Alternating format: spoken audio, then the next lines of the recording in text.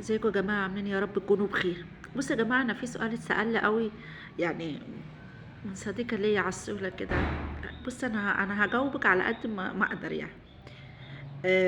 وطبعا في علماء وفي الكلام دوت يقدروا إن هم يعني طبعا يكون عندهم رد أحسن مني، بس على قد ما أنا عرفت وعلى قد ما أنا اتربيت والكلام ده أنا هرد عليك.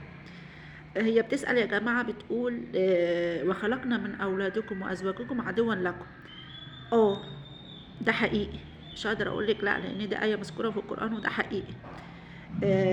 معنى ازواجكم مش بيتكلم عن الزوج بس، ازواجكم الزوج والزوجه. يعني ممكن يرجع يعني ممكن تكون الزوجه هي اللي وحشه مع زوجها وتسبب له مشاكل وتسبب له وكرهه في حياته عموما، يعني سواء كانت بالخيانه او انها مسوده عيشته او اي حاجه. يعني ان هي كرهه في عيشته ديت نوع الاذيه، ونوع ان الزوجه تبقى عدوه لجوزها، ان هي مش بتستحمله، خانته، يعني بتقل منه. المهم ان ممكن الزوجه هي اللي تبقى عدوه لزوجها. بالنسبه للزوج، الزوج برضو بيبقى عدو لزوجته.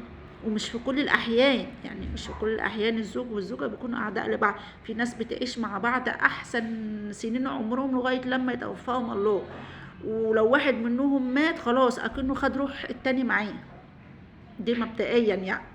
اما احنا بنتكلم عن الازواج اللي هم بنقول وجعلنا من ازواجكم واولادكم عدوا لكم، مش هنقول ان كلياتهم وحشين. لا، الزوجه ممكن تكون وحشه ولا الزوج يكون وحش. الزوجه ممكن تكون وحشه، آه، ممكن تكون يعني 40% 50%، يعني الله اعلم يعني. والزوج كذلك. لكن في ازواج لو ماتت زي ما انا قلت لكم كده، ممكن الزوج يموت وراها بيوم ولا اتنين، وممكن بعدها بساعات، ودي حقيقه انا شفتها. الزوج بقى لما يأذي مراته ممكن يوصل للقتل، ممكن يقتلها ويجي بعد كده يبرر لنفسه ان هو قتلها ليه عشان ما ياخدش فيها يوم واحد. لكن لما بيجي بقى بعد كده المحكمة والكلام دوت والقانون يحاسبه، يلاقوا ان هو قتلها عشان حاجة تانية خالص. ممكن يكون بيشرب، ممكن عشان خاطر زهق من الدنيا والمصاريف والكلام من ده راح قتلها وخلص عليها، وممكن كمان يخلص على عيالها. فاحنا مش عايزين نخش في حاجات كتيره، لان طبعا هي يعني انت اللي بتسالني اتفرجت على الكلام ده، اتفرجت ليه الزوج قتل مراته وليه الزوجه خانت جوزها، وحاجات كتير بيبرروها لنفسهم. لكن في الاخر الاتنين غلطانين، سواء الزوج بيأذي مراته نفسيا او جسمانيا او عدوانيا او الكلام من ده اكبر غلط. اللي زهقان من زوجته يا جماعه يطلقها، واللي زهقانه من جوزها برضه تتطلق منه. ربنا حللنا الطلاق، احنا مسلمين. مش ضروري من الخيانه، انت زهقانه من جوزك اتطلقي. هو زهقان منك وعاوز يتجوز، لو انت ما وافقتيش ان هو يجيب لك زوجة تانية اتطلقي. مفيش حاجة اسمها ان انا خايفة الناس تتكلم عليا، او انا مش هيجيب لي مصاريف عيالك. لا، انت مصاريف عيالك هتاخدها غصب عن عين.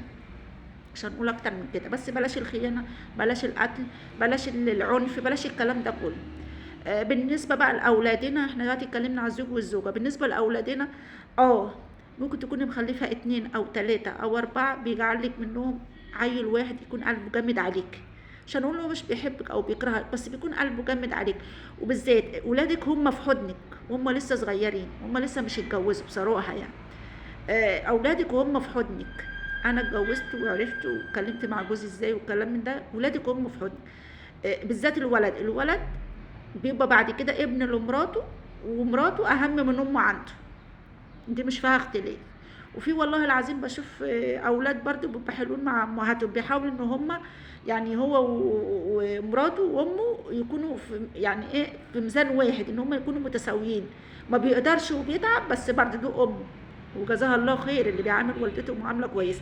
اما اللي جاحد على امه ده اللي بيوديها دار مسنين، اللي ده انه يشخط على فيها في كبر، اللي ده انه تعمل حاجه مثلا غصب عنها. يعني مش عايزين نخش في متاهات عشان الفيديو. مثلا واحده فينا لما بتكبر في مجبرنا بنرجع لمصغرنا. يعني الست في مجبره بتبقى زي الطفله اللي عنده سنه وممكن يكون شهر كمان. انتوا فاهمين انا قصدي على ايه؟ ممكن تلبس بامبز، ممكن تعمل اي حاجه ومش عندها غير خلفه صبيان. ممكن واحد فيهم يتقل منها والباقي يكون كويس كده. بس هو يعني الحمد لله ان ربنا يعني خفف علينا. ممكن يبقى من وسط 2 أو 3 عدوا لنا، يوديها دار مسنين، يحجر عليها وياخد معاشها، يحجر عليها وياخد حته البيت اللي باسمها، يحجر عليها ويعمل لها اي حاجه. ممكن توصل ان هو يموتها عشان يورثها. ده اللي ربنا ذكره في القران.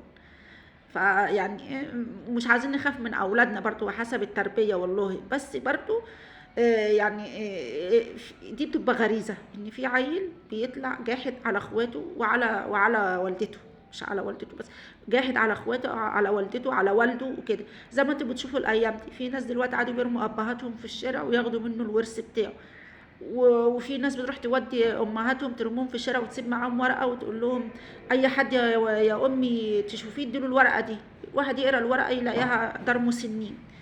في حاجات كتير بتحصل، فهو ده معنى كلمه وجعلنا من اولادكم وازواجكم عدوا لكم. ربنا لما نزل حاجه في القران ما نزلهاش غلط، لان يعني ايه بتبقى يعني صح.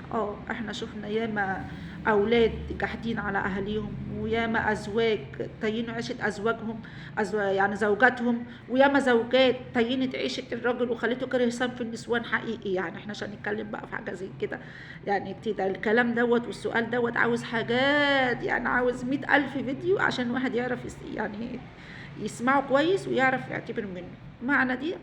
احنا عندنا في اولادنا عدوا لكم، ولينا في ازواجنا عدوا لكم. السلام عليكم. يا رب اكون عرفت اجاوب عليك على قد ما اقدر.